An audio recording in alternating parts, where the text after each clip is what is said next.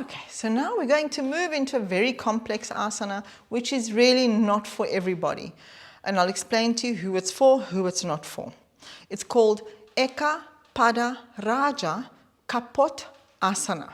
I know, it's a long word, but it literally means, Eka means one, Pada means legged or foot, Raja, king, Kapot, pigeon, asana. So now you know where we're going. Eka Pada Raja Kapotasana, one-legged pigeon pose. We're starting on all fours. From all fours, we want to take our attention to the navel. Activate that navel, draw it in. Now breathe in, and as you breathe out, allow the navel to take you into your downward facing dog, which is Adho Mukha Svanasana. Your navel is making the first movement. So the first warm-up before we go into Eka Pada Raja Kapotasana is going to be Anjaneyasana. Anjaneyasana is the low lunge. So I want you to bring your right foot between your hands, as elegant as possible, lowering the left knee to the ground, bringing the upper body upward. Arms up. So here we want to move the sacrum forward.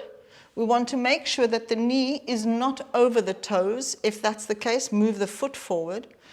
We want to prepare for a back bend because Eka Pada Raja Kapotasana is a back bend. It's an intense back bend. And if you have tight muscles in your back, you're going to struggle to do that, but I'm going to show you the options to do so. So bring the arms further back. You go as far back as you can go without feeling pain. There should be no pain in your back when you're doing this.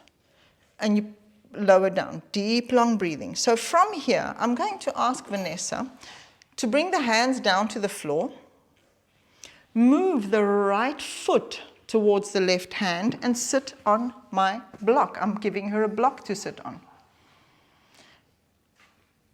the outer edge of the foot, on the outer, there we go. Now sit on the block without falling over. Now you can see she's shifted her whole perspective here. We want to keep this leg straight out to the back.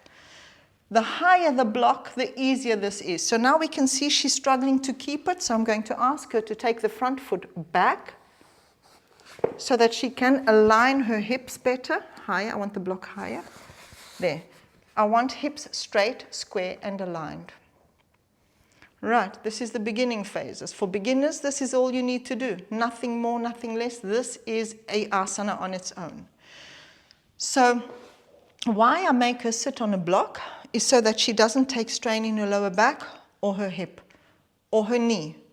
The knee is a very important aspect. This foot here should not be right in front of her hand. Your shin bone in the front should not be a parallel 90-degree angle to the front part of your mat because it strains the knee, it torques the knee, and it's not healthy for the knee. So this foot either a little bit back or all the way back. It's perfectly fine. This is not a knee asana. This is a back bending asana. So for somebody that can hold this asana, you're going to shift their pelvis, turn their pelvis, ask them to come on the tips of their fingers, and walk the fingers back. So let's see how much back bending we've got in here. This is as far as she goes. So I can already tell that she's not going to be lifting her arms up to the sky. Let's see how we go. Holding the back bend without straining her back. Can you feel it in your back? I want you to push down here, push down here. Can you feel it less in your back if you push down? So if you're pushing down in your glute and pushing down in your front knee, it's supporting the lower back. Put the arms down for me. I want you to bend the back leg. Now I'm going to give her a belt to hold in both arms. I want to see if you can.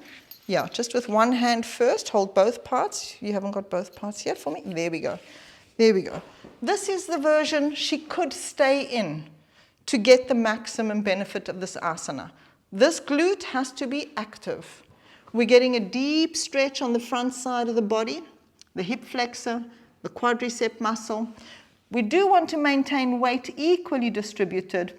And if she didn't have any back problems, I would say to her, lift your right arm and hold the belt on top. But you need to push down here and you need to push down here. You can see how far forward she's leaning to compensate.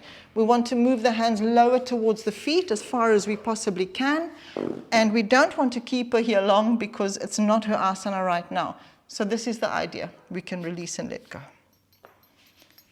And then back into downward dog to stretch it out. And this is the version for a body like Vanessa's to practice Eka Pada Raja Kapotasana. Don't bother about bringing the hands up. Just support yourself on one hand on the floor, take the other hand at the back, hold the foot, pull the foot towards your body, and the hand that you're supporting on, move it as far back as you can to see how much back bending can you bring in. Most important here is the side that is sitting on the block must push down onto the block, and that knee must push down into the floor because that stabilizes your back and that helps you to achieve this asana easier and stay in here longer.